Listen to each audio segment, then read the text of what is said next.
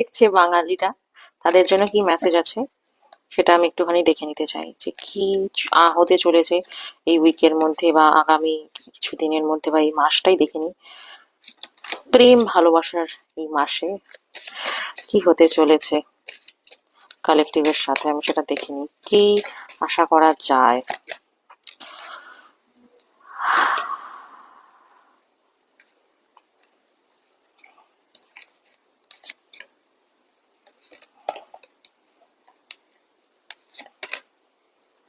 ওকে, একটা কথা আপনাদের আমি পরিষ্কার বলতে চাইছি, যদি আপনারা চাইছেন কারোর সাথে রিকনসিলিয়েশন করতে, তো আমার মনে হচ্ছে এখনো অব্দি থার্ড পার্টির যে সিচুয়েশনটা, কেউ কেউ রিকনসিলিয়েশন করবে কি করবে না এটা ভাবছে, ঠিক আছে। আর একটা হচ্ছে গিয়ে ভাবছে যে একটা অন্য কেউ পার্টি ফাটি এসে গেছে, মানে থার্ড পার্টি সে যে কেউ হতে পারে। আহ সেটা আপাতত আপনাদের মধ্যে থেকে সরেছে, কিন্তু আমার মনে হচ্ছে আপনাদের দুজনের রাস্তা আলাদা, ঠিক আছে। আর আপনি ওভার থিঙ্কিং করছেন এইসব সিচুয়েশন ফিচুয়েশন নিয়ে। আর আরেকটা ব্যাপার হচ্ছে গিয়ে, যে আপনার জীবনে কোনোদিন প্রেজেন্টই ছিল না, তাকে নিয়ে ভেবে লাভ নেই। আপনার যে পার্সন, সে কোনোদিন আমার মনে হয় না খুব বেশি প্রেজেন্ট ছিল আপনার জীবনে। আপনার ভালোবাসাটা বেশি ছিল, কিন্তু সেই পার্সনটা কতটা কি ছিল সেইটা নিয়ে আমার যথেষ্ট সন্দেহ আছে। তবে গ্র্যাটিটিউড জানাতে বলছে, যেটা আপনার জীবনে অলরেডি প্রেজেন্ট রয়েছে সেটা নিয়ে ভালো থাকুন, সেটা নিয়ে খুশি থাকুন।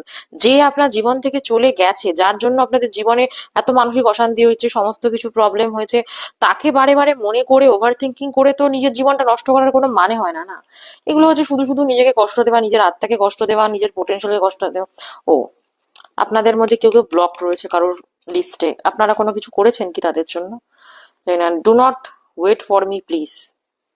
আপনি যার যে কথা ভাবছেন সে বলছে যে ওয়েট না করতে। আর কিছু বলার আছে কি?